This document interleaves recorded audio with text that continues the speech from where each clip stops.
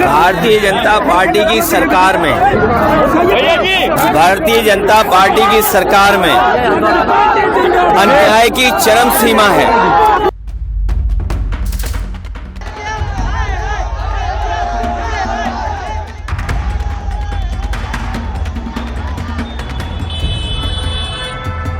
It began like many labor protests do.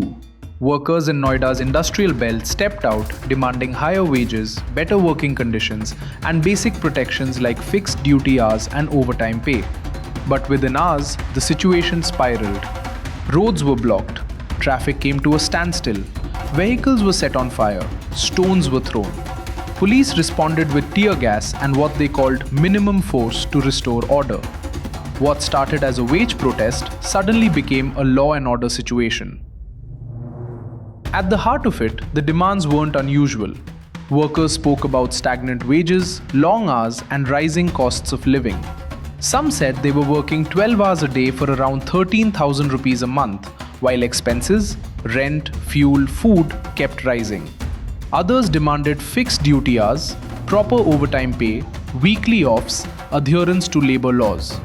In fact, similar wage concerns have triggered protests in nearby industrial regions as well. On paper, this is a familiar story, which makes one question stand out. Why did this feel so sudden? As the protest escalated, the political responses followed. Akhilesh Yadav blamed government policies, linking the unrest to inflation, unemployment, and what he described as neglect of workers' concerns.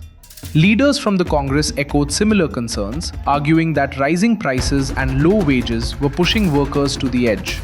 On the other hand, Yogi Adityanath described the situation as a possible conspiracy aimed at disrupting the state's growth and stability. Meanwhile, the administration moved to contain the situation, increased police deployment, talks with workers, and assurances on labor-related safeguards. The situation, officials say, is now under control. But the questions remain. Because protests like this shouldn't feel unusual.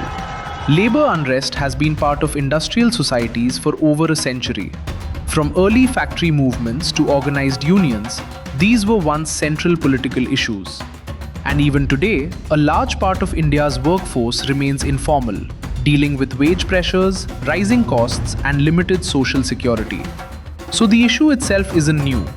What may be new is its visibility. Over time, many of these concerns have become more localized, more fragmented, less visible in the broader national conversation. And when issues don't find enough space in everyday discourse, they don't disappear. They build up. So maybe this wasn't a protest that came out of nowhere. Maybe it was something that was always there, just not always seen. Because when everyday concerns, income, expenses, working conditions don't consistently reach the forums where they can be addressed, they don't stay quiet forever. And when they surface, they often do so all at once.